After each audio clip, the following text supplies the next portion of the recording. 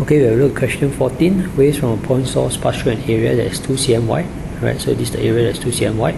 Within this area, intensity is I, the amplitude is A. The waves reach a second area of width 16 cm.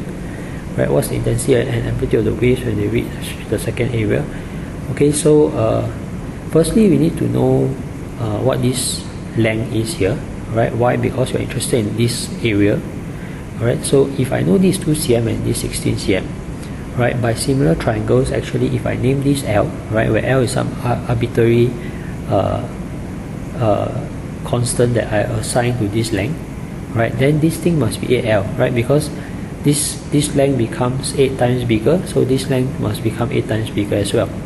Alright, so knowing this, now we look at the question and what they want. They want the intensity and amplitude of the wave when you hit the second area in terms of I and A, when I and A are the intensity and amplitude at the first area.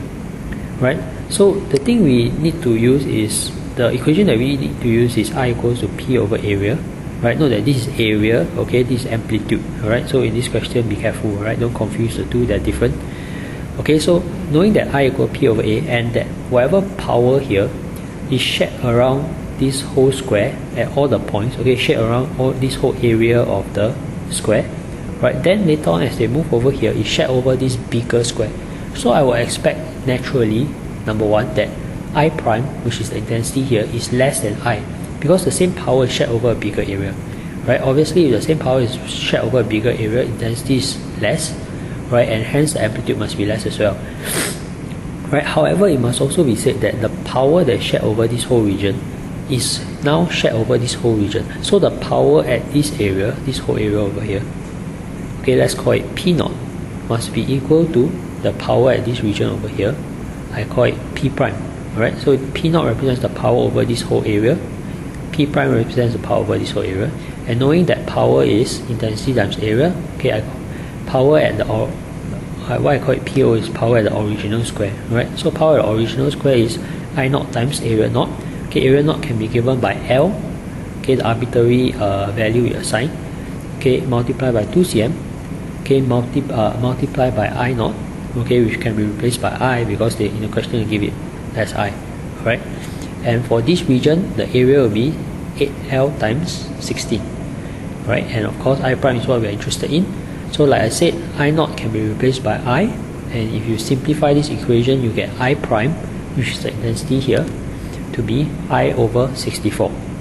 Right, so now I have my first answer, which is the intensity at the bigger square is 1 over 64 times the intensity at the smaller square. Right, now we use the other relationship, which is I equals to Ka square, where A is the amplitude. Alright, and this is the intensity at my small square and the amplitude at my small square. So I want to know what happens at my big square, so I divide this both sides by 64. Why? Because I over 64 is the intensity at the big square. Right, so this can be replaced by I prime. Right, when I divide this side by 64, I try and make this form the same as this, so I must push the 64 into the square. Right, so this I prime corresponds to an amplitude of A over 8.